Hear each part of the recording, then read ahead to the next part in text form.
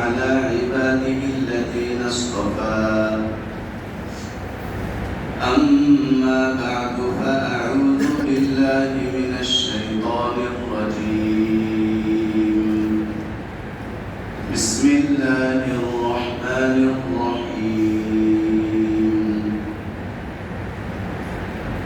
إنا أنزلناه في ليلة القدر وما أدراك ما ليلة القدر ليلة القدر خير من 1000 شهر تنزل الملائكة والروح فيها بإذن ربهم من كل أمر سلام هي حتى مطلع الفجر. وعن عبد الله بن عمر رضي الله تعالى عنه قال كان رسول الله صلى الله عليه وسلم يعتكف في 10 الأواخر من رمضان أو كما قال النبي عليه الصلاة والسلام اللهم صل على محمد وعلى آل محمد كما صليت على إبراهيم وعلى آل إبراهيم إنك حميد مجيد اللهم بارك على محمد وعلى آل محمد كما باركت على إبراهيم وعلى آل إبراهيم إنك حميد مجيد.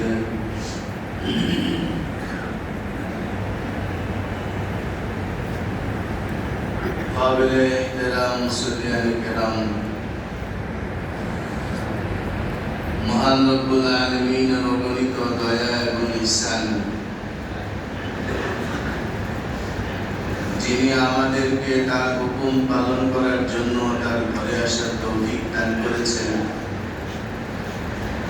এজন্য রব্বুল আলামিনের শুকরিয়া আদায় করে বলি আলহামদুলিল্লাহ।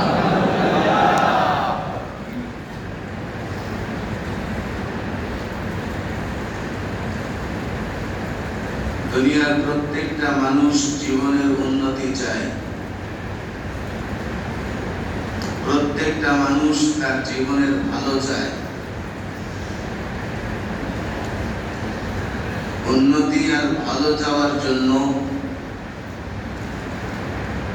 যতগুলো মাধ্যম আছে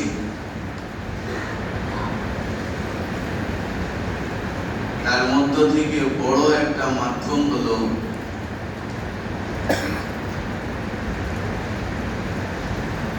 অনুভূতি শক্তি, শিক্ষা নেওয়ার যোগ্যতা। যে কোনো কিছু থেকে শিক্ষা নেয় না, অনুভূতি পয়দা করে না নিজের মধ্যে, এই লোক কখনো জীবনে উন্নতি করতে পারবে না। পরের উন্নতির দোহাই দিয়ে চলতে পারবে, নিজের জীবনের কখনো উন্নতি অর্জন করতে পারবে না যদি তার অনুভূতি শিক্ষা অথবা কোনো কিছু থেকে যে মূল বিষয় শিক্ষা নেওয়া এই জিনিস যদি কারো মধ্যে না।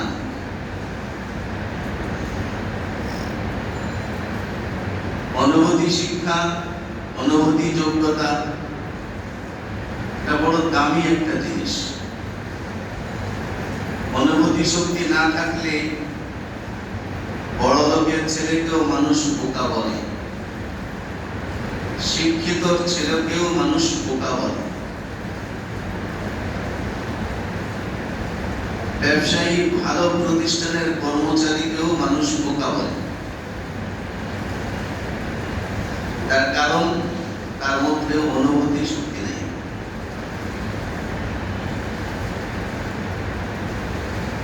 এই জন্য অনুভূতি শক্তি অনেক বড় একটা যোগ্যতা। একটা গরিবের মধ্যে যদি অনুভূতি শক্তি থাকে, সে একদিন তার দারিদ্রতাকে দূর করে সম্পদশালী হওয়ার সুযোগ পেয়ে যায়, যদি তার অনুভূতি শক্তি থাকে।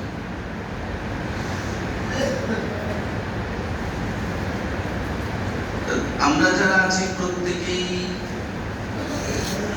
নিজের জীবনের উন্নতি চাই।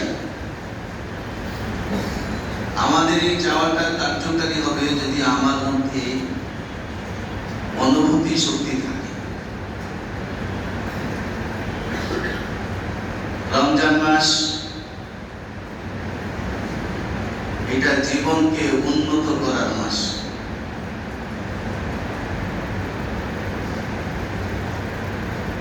রমজান মাস পরকালকে সুন্দর করার মাস।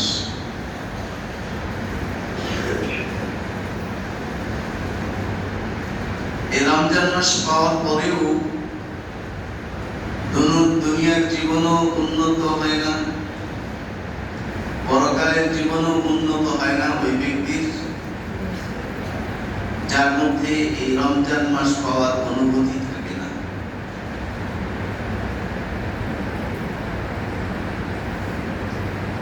রাসূল এই অনুভূতি শক্তি পয়দা করানোর জন্য 2 মাস আগ থেকে রমজানের জন্য দোয়া করতেন, শুধু অনুভূতি পয়দা করানোর জন্য। যেটা একটা দামি মাস, এই অনুভূতি যার থাকে এই দামি মাসের মূল্যায়ন সে করে। আর যার মধ্যে অনুভূতি থাকে না, দামি মাস আসলো কখন গেল কখন এটারও তার কোনো খোঁজ খবর থাকে না।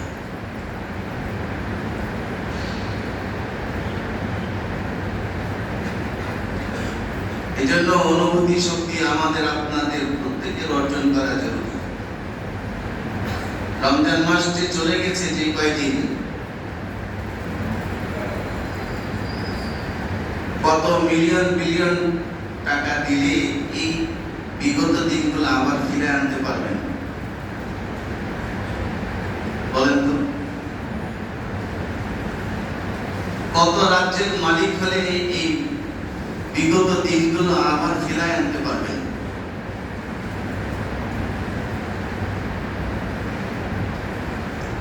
অথবা এমন কে আছে দুনিয়ার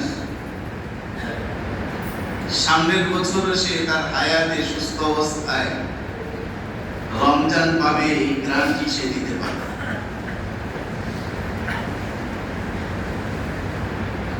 কি বলেন, পারবে কেউ? রমজানে যে কয়দিন বাকি আছে,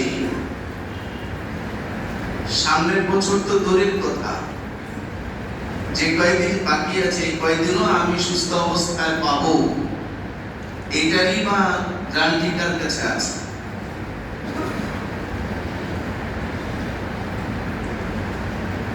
আল্লাহ তাআলা দয়া করে আমাকে আপনাকে দিয়েছেন, কিন্তু আমি আমার অনুভূতি শক্তি না থাকার কারণে এই রমজান মাসকে মূল্যায়ন করতে পারছি না।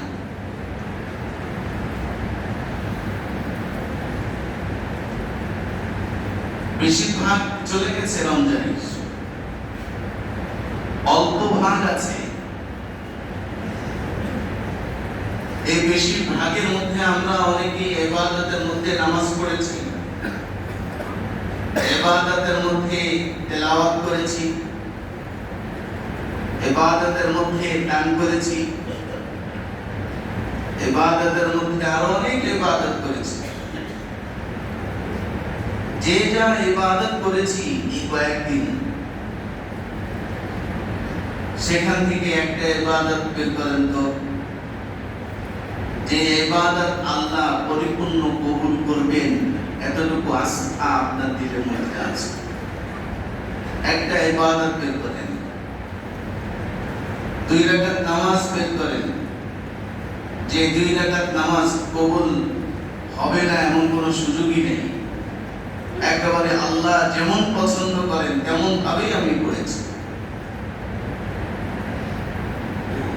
10 মিনিটের তেলাওয়াত এমন বের করেন যে 10 মিনিটের তেলাওয়াত পরিপূর্ণ আমি আল্লাহর জন্য দিয়ে আমি তেলাওয়াতটা করেছি, যার প্রত্যেকটা শব্দের মধ্যে আমি আল্লাহকে দেখেছি।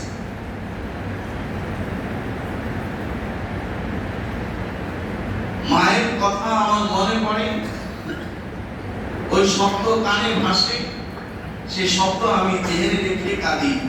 আমার মা এইভাবে কথা বলতেন। আমার এই মাকে যে আল্লাহ দিয়েছেন, যে আল্লাহ দয়া করে আমার এই মাকেও জান্নাতি বানাতে চাইলে বানাতে পারবেন, আমাকেও জান্নাতি বানাতে চাইলে বানাতে পারবেন। ওই আল্লাহ শুধুমাত্র আমাকেই কোরআন দিয়েছেন। ওই কোরআনের প্রত্যেকটা শব্দ, প্রত্যেকটা অর্থ, প্রত্যেকটা নকতার মধ্যে আমার আল্লাহ আকৃতি বোঝা যায়। এই অনুভূতি নিয়ে আমি 10টা মিনিট সময় দিয়ে তেলাওয়াত করেছি। রমজানের বেশি ভাগ চলে গেছে, কিন্তু এই সুযোগটা আমি এখনো পাইনি। কেন? রমজান কত বেশি মহিমান্বিত মাস, এর অনুভূতি আমার মধ্যে নেই।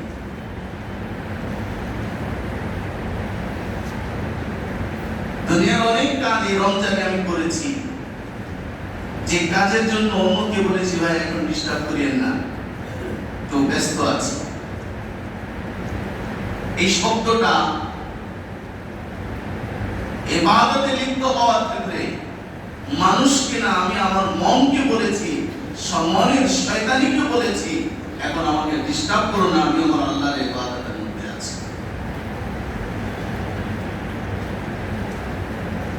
পারি নেই কেন?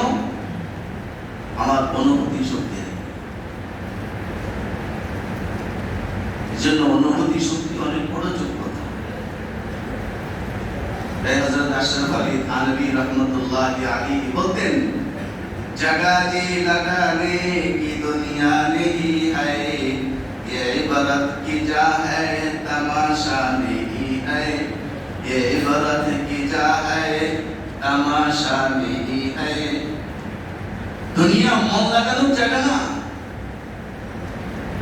শিক্ষা নেওয়ার জায়গা, অনুভূতি পয়দা করার জায়গা।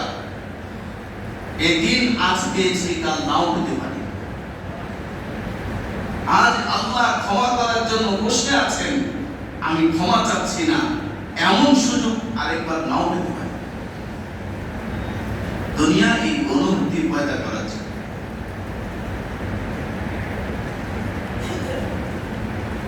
এজন্য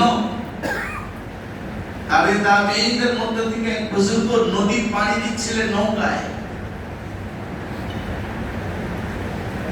হঠাৎ করে নৌকাতেই তার মনে স্বপ্ন জাগলো, যদি নদী থেকে একটা মাছ লাফ দিয়ে আমার নৌকায় পড়ে যেত, আনন্দের সাথে মাছটা ধরতে পারতাম। এমন স্বপ্ন আমাদের জাগে না? কি বলেন? আমাদের কত মানুষের স্বপ্ন জাগে, রাত্রে ঘুমাচ্ছি, সকালবেলায় মোবাইলটা খুলিয়ে যদি দেখি আমার ব্যাংকে এত কোটি টাকা চলে আসছে। কেউ দেখি স্বপ্ন সকালে উঠা মাত্রই যদি দেখি আমার কাছে একটা আমন্ত্রণ পত্র এসেছে, যেখানে লেখা আছে আমি অমুক মন্ত্রণালয়ের মন্ত্রী হয়ে গেছি। কেউ স্বপ্ন দেখে এমন তেমন দেখতেই পারে। বুজুর্গ নদী পাড়ি দিচ্ছেন, হঠাৎ করে তার মনে একটা স্বপ্ন চলে আসছে। আল্লাহ কি ফয়সালা, একটু পরেই একটা মাছ লাফ দিয়ে তার নৌকা এসে পড়ল। এই ব্যক্তিটা যদি আপনি হতেন কি করতেন? হ্যাঁ, ডিজিটাল যুগ, তাড়াতাড়ি মোবাইলটা বের করে বলেন, ছবি উঠে দেন, আরো যা যা করা সব কিছু করতাম। বললে সারা দুনিয়ার প্রত্যেকটা মানুষকে দেখাতাম, দেখো কি ফয়সালা আল্লাহ, আল্লাহর কি কুদরত, চাওয়া মাত্রই চলে আসছে।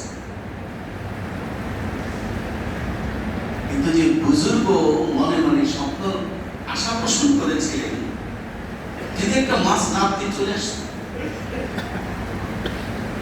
তার মনের এই আকাঙ্ক্ষার পরপরই যখন মাছ লাফ দিয়ে নৌকায় চলে আসলো, বুজুর্গ সঙ্গে সঙ্গে কান্না শুরু করলেন। একেবারেই কাঁদতে কাঁদতে বেহুশ হয়ে যাচ্ছে, হিসকি মেরে সে কান্না শুরু করল।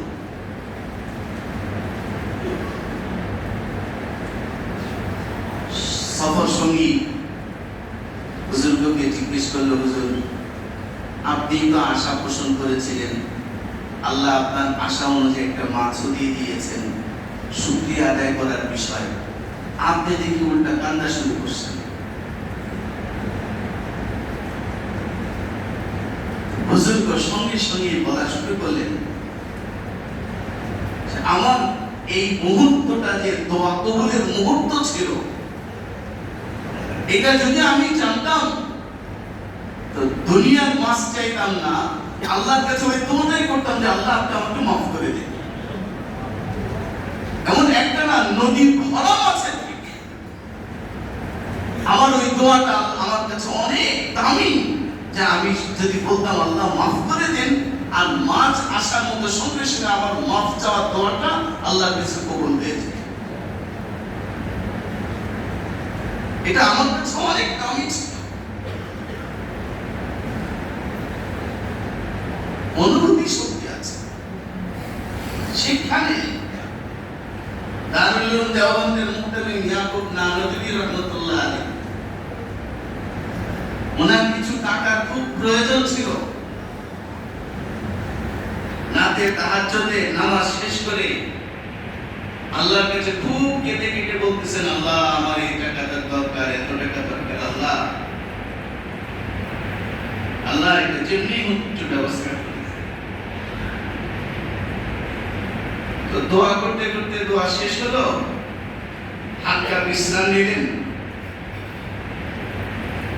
ইতিমধ্যে এসে স্বপ্ন দেখতেছেন,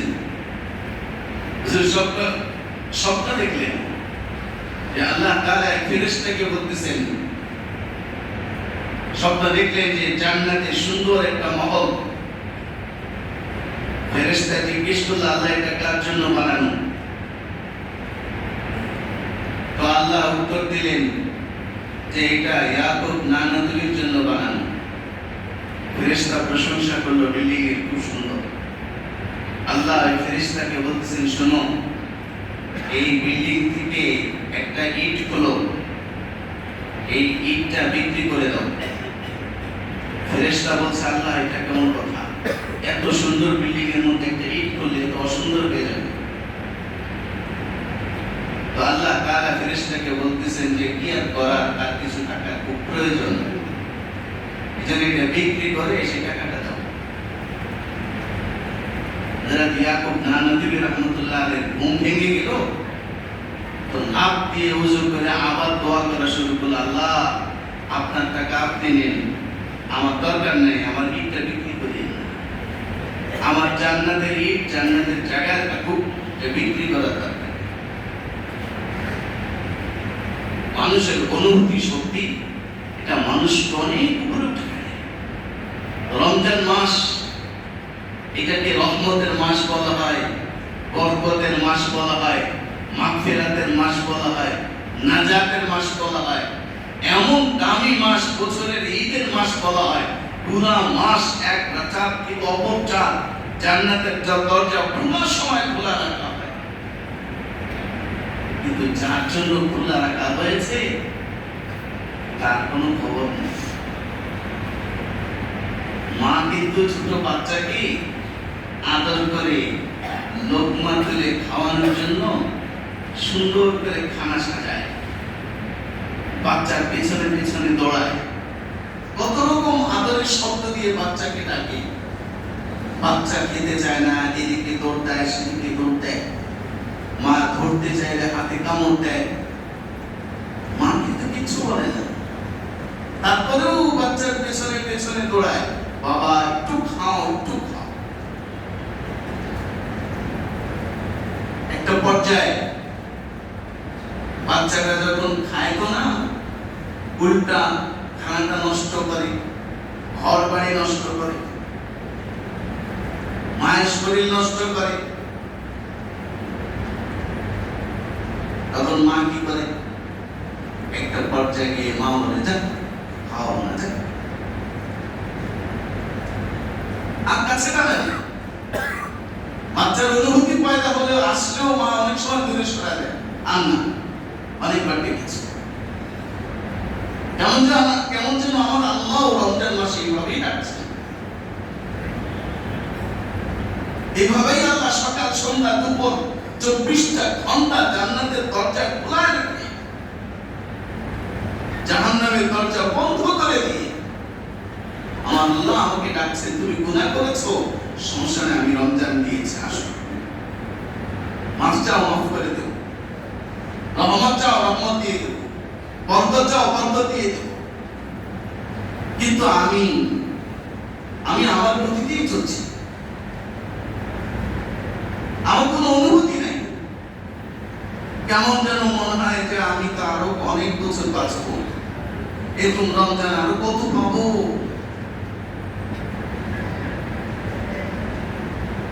যেন অনুভূতি আমার পয়দা করা যায়, এমন সুযোগ আর কখনো নাও পেতে পারে। যে সময় এটার মূল্যায়ন হয়, সে সময় গেলে আমি আফসোস করব যে জীবনে এত রমজান পেলাম, কেন মূল্যায়ন করলাম। তাই সময়ের আগে অনুভূতি পয়দা করা যায়। এই অনুভূতি যদি আমার মধ্যে থাকে, যদি এখনো অনুভূতি আমার মধ্যে পয়দা হয়, যে কথা বোঝানোর জন্য অনুভূতির বয়ান করলাম, সে কথা হলো আমার রাসূলের গুণ ছিল। লাকাদ দাওয়ামা নবী সাল্লাল্লাহু আলাইহি ওয়াসাল্লাম ফি হায়াতিহি লিইতিকাফিহি হাত্তা তাওয়াফাহুল্লাহ। মৃত্যু পর্যন্ত আমার রাসূল প্রতি বছর রমজানের শেষ দশক ইতিকাফ করেছেন, মৃত্যু পর্যন্ত। অথচ তার আকবরে সব গুনাহ মাফ, কিন্তু মৃত্যু পর্যন্ত তিনি ইতিকাফ করেছেন। হযরত আয়েশা রাদিয়াল্লাহু তাআলা আনহা বলেছেন, রাসূলের ইন্তেকালের পরে আমরা রাসূলের বিবিরা যারা ছিলাম, রাসূলের এই সুন্নাত ধরে রাখার জন্য আমরাও সব সময় ইতিকাফ করেছি। পুরুষ সাহাবাদের কথা বাদই দিলাম, মহিলাদের কথাই বল, তারাই বলছেন আমরাও রাসূলের পরে, রাসূলের সময়ও ইতিকাফ করেছি, রাসূলের পরেও রাসূলের সুন্নাত ধরে রাখার জন্য আমরাও জীবনে সবসময় ইতিকাফ করেছি।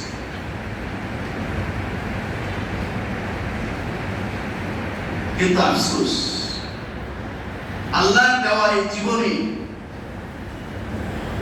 টাকা কামাইয়ের স্বাদ অনুভব করেছে, দোকানের মালিক হওয়ার স্বাদ অনুভব করেছে, বাড়ির মালিক হওয়ার স্বাদ অনুভব করেছে, ল্যান্ডের মালিক হওয়ার স্বাদ অনুভব করেছে, বিদেশ ভ্রমণের স্বাদ অনুভব করেছে, আরো অনেক কিছু স্বাদ অনুভব করেছে। কিন্তু আফসোস, রাসূলের উম্মত হিসাবে আল্লাহর মেহমান হওয়ার নেশায় জীবনের এতগুলো রমজান পার হলো, একবারও আমি ইতিকাফে বসতে পারলাম না, ইতিকাফের স্বাদ অনুভব করতে পারলাম না। আমি চাকরিজীবী, চাকরির মূল্য আছে, বিভিন্ন কারণে ছুটি নিয়েছি, কিন্তু ইতিকাফের মূল্য আমার কাছে না থাকার কারণে ইতিকাফের জন্য ছুটি নিয়ে আমি ইতিকাফে বসতে পারি। আমি ব্যবসায়ী, বিভিন্ন কারণে আমার ব্যবসা চলেছে, একদিন দুই দিন না, মাসকে মাস আমার ব্যবসা ছুটেছে। কিন্তু আফসোস, আমি রাসূলের উম্মত হিসাবে আল্লাহর প্রিয় বান্দা হওয়ার জন্য, ইতিকাফের জন্য ব্যবসা ছাড়তে পারি। আর অনেক ব্যস্ততা আমার আছে, সব ব্যস্ততার মধ্যে আমি অবসর হতে পেরেছি, কিন্তু ইতিকাফের জন্য আমি অবসর হতে পারি। কেন? আমার এই অনুভূতি শক্তি নেই। এটা যে একটা দামি আমল, এই অনুভূতি শক্তি আমার মধ্যে নেই। আর এটা কত দামি আমল, যেটা বুঝার জন্য, এটাই বুঝা জরুরি যে আমার রাসূল মওত পর্যন্ত প্রতি বছর ইতিকাফ করেছে, অথচ তিনি রাষ্ট্র পরিচালক ছিলেন। তিনার মতো দ্বিতীয় রাষ্ট্র পরিচালক আর কেউ ছিল না। তিনার সাথে যারা ইতিকাফ করেছেন জগৎ বিখ্যাত ব্যবসায়ী ছিলেন, তাদের মতো বড় ব্যবসায়ী আর কখনো আসবে না, তারপরেও তারা ইতিকাফ করেছেন। আর অনেক খলিফা তারাও তাদের জীবনে ইতিকাফ করেছেন, কিন্তু আমি এই পর্যন্ত এখনো ইতিকাফ করতে পারিনি।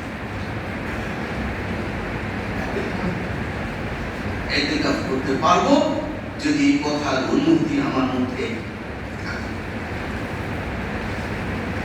অনুভূতি শক্তি যার থাকে, একটা অনেক কথা বলা লাগে না, তাকে অনেক কথা বলা লাগে না, অল্প কথাতেই তার জীবন পরিবর্তন হয়। এজন্য আকবর ইলাহাবাদী রহমতুল্লাহ আলাইহি বলতেন তার ভাষায়, फूल की पत्ती से कर सकती है हीरे का जिगर, मर्द नादा पर कलामे नर्म ना सके असर, मर्द नादा पर कलामे नर्म ना सके असर। অনুভূতি শক্তি যদি থাকে, ফুলের পাপড়ির বাড়িও দিলের মধ্যে লাগে। আর যার অনুভূতি শক্তি নাই, কাঁটা যুক্ত ব্যাগ দিয়ে পিটালেও তার কোনো আকবর হয় না। এজন্য ইতিকাফ আমি বুঝতে পারবো যদি আমার অনুভূতি শক্তি থাকে, তো এতটুকু কথাই ইতিকাফে বসানোর জন্য আমাকে যথেষ্ট। আমি আজ যতই ব্যস্ততা দেখাচ্ছি,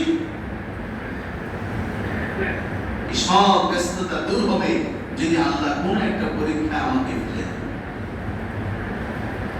যদি আল্লাহ কোন একটা পরীক্ষায় ফেলে দেন, আমার ফ্যামিলির যত বাধা ব্যাকগ্রাউন্ড আমি দেখাচ্ছি সব দূর হয়ে যাবে যদি আল্লাহ কোন একটা পরীক্ষা আমাকে ফেলে দেন। হাসপাতালে যাওয়ার মতো যদি আল্লাহ একটু সুযোগ করে দেন, সব ব্যস্ততা দূর হয়ে যাবে। 10 দিন না 15 দিন হাসপাতালে থাকতে পারবো। একটু নাড়া দিয়ে দিন, যত সময় লাগে, সারা মাস হলেও সারা মাস বসে পড়ে থাকবে। কিন্তু আল্লাহ অনুভূতির সাথে আল্লাহর ঘরের মেহমান হতে পছন্দ করেন, এটা দেখতে চান আল্লাহ। তাই অনুভূতির উপরে কথাটা বলে ফজিলত অনেক। রাসূল সাল্লাল্লাহু আলাইহি ওয়াসাল্লাম বলেছেন, যে ব্যক্তি ইতিকাফ করবে, রমজানের শেষ দশকের ইতিকাফ করবে, আল্লাহ তাআলা এই ইতিকাফের বিনিময়ে তাকে 2টা কবুল হজ, 2টা কবুল উমরা সওয়াব দান করবে। এমনি নফল ইতিকাফ কেউ যদি একদিন করে, হুজুর সাল্লাল্লাহু আলাইহি ওয়াসাল্লাম বলেছেন, আল্লাহ তার মাঝে আর জাহান্নামের মাঝে 3 খন্দক পরিমাণ দূরত্ব সৃষ্টি করে দেন। যার এক খন্দকের দূরত্ব হলো জমিন থেকে নিয়ে আসমান পর্যন্ত। এক খন্দকের দূরত্ব জমিন থেকে আসমান পর্যন্ত। এই আসমান এই পর্যন্ত কেউ দেখেছে কিনা এমন মানুষ খুঁজে পাওয়া যায়। তবে মেঘকে আসমান মনে করে আসমান দেখেছে এমন মানুষের অভাব আমাদের এই মসজিদে নেই। আর সুন্নতে মুআক্কাদার ইতিকাফ যদি করে, তাহলে এর সব কি হবে আল্লাহ বলেছেন। নফল ইতিকাফের ফজিলত যদি এটা হয়, সুন্নতে মুআক্কাদা কতটুকু হবে আল্লাহ বলেছেন। এই জন্য জীবন যাতে এমন না হয় যে এই জীবনে একদিনও ইতিকাফে বসতে পারিনি, একবারও ইতিকাফে বসতে পারিনি, এমন জীবন যদি আমার না হয়।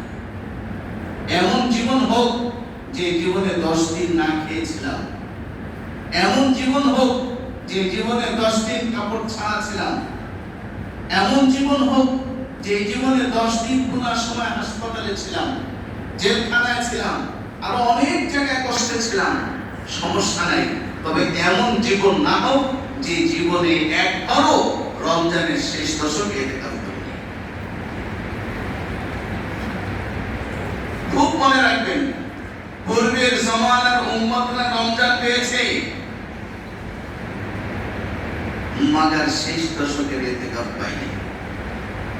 শেষ দশকের ইতিকাফ আল্লাহ আমাকে আপনাকে দিয়েছেন। কেন?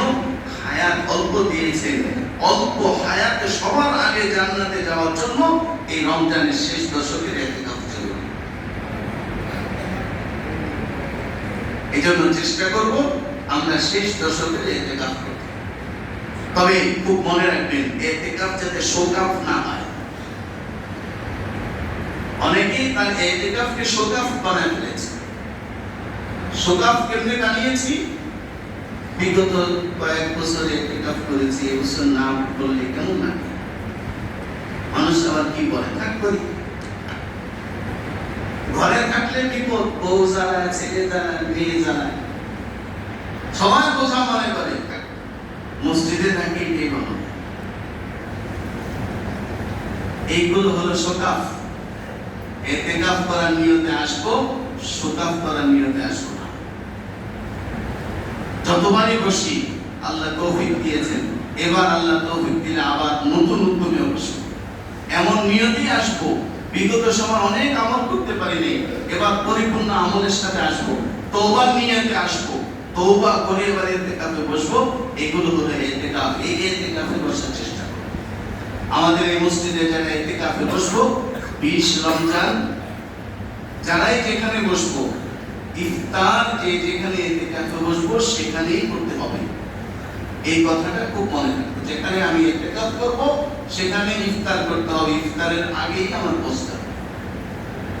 এছাড়া ইতিকাফ সংক্রান্ত যত মাসআলা আছে, যার যখন যেখানে জানতে মন চায়, বিজ্ঞ কোনো আলেম মুফতি থেকে আমরা ইতিকাফের মাসআলা জেনে নেব।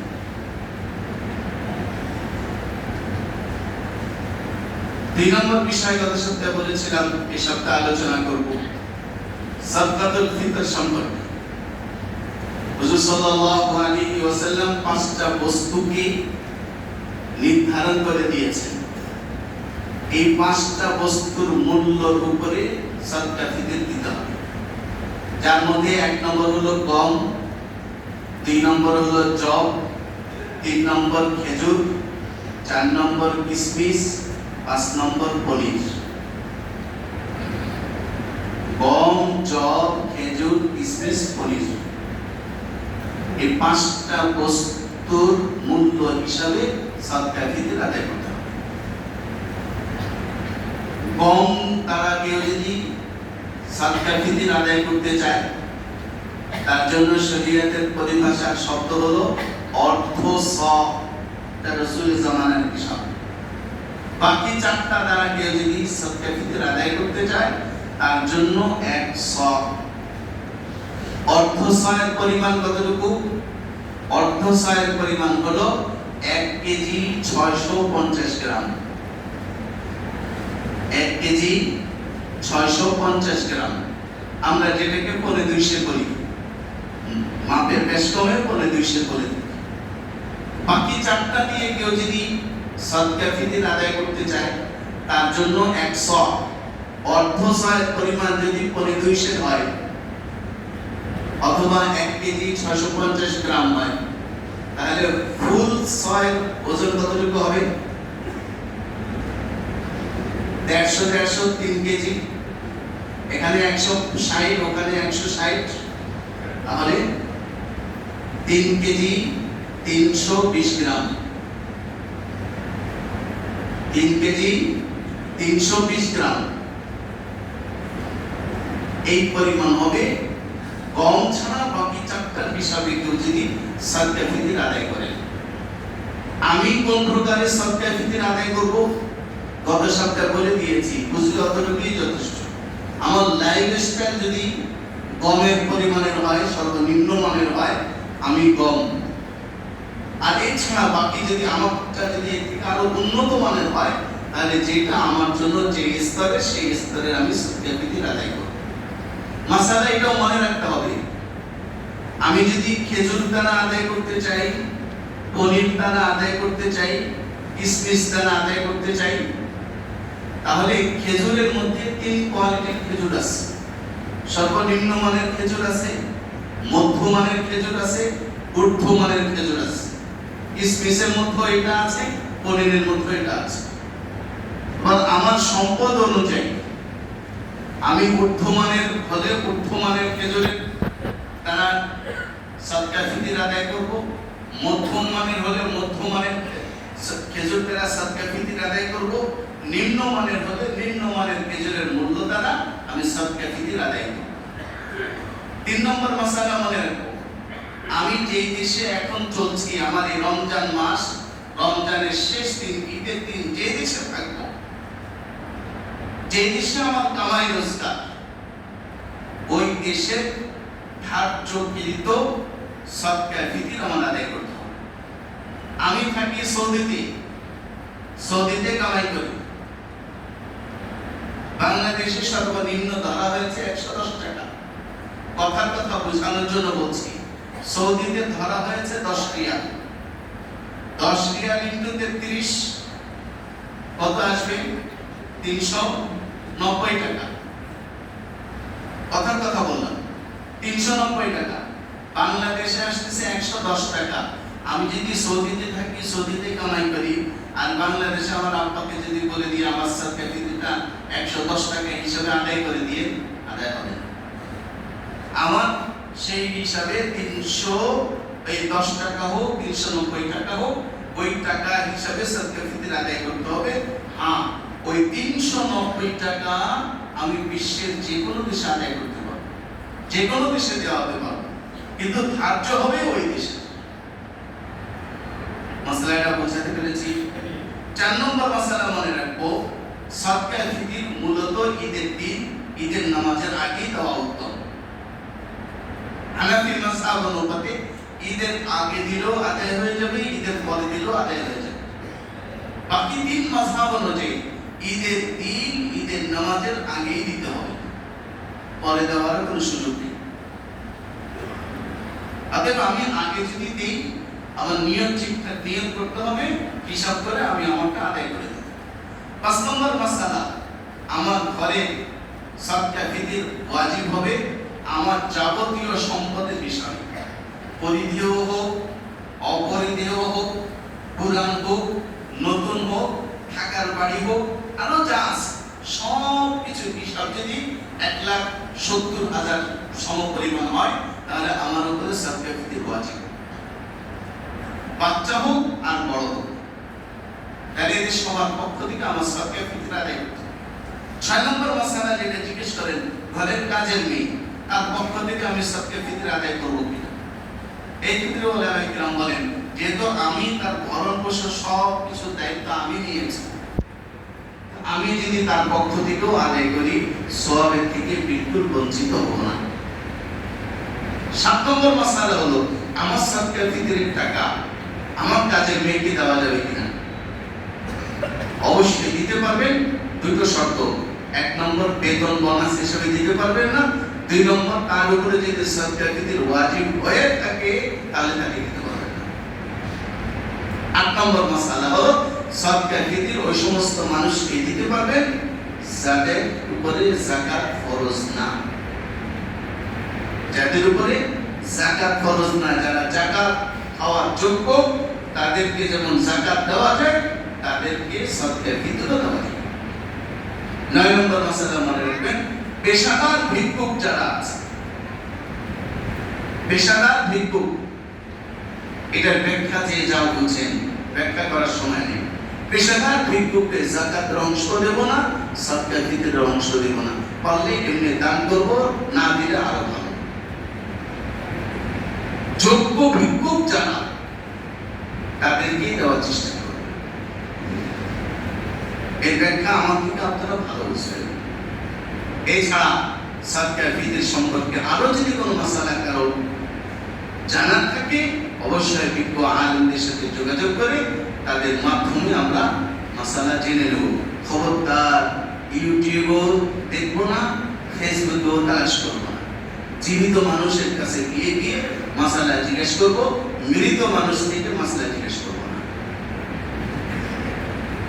কথাটা বুঝাতে পেরেছি আপনাদেরকে? আল্লাহ তাআলা আমাদের সবাইকে কথাগুলো বুঝিয়ে আমল করার তৌফিক দান করেন।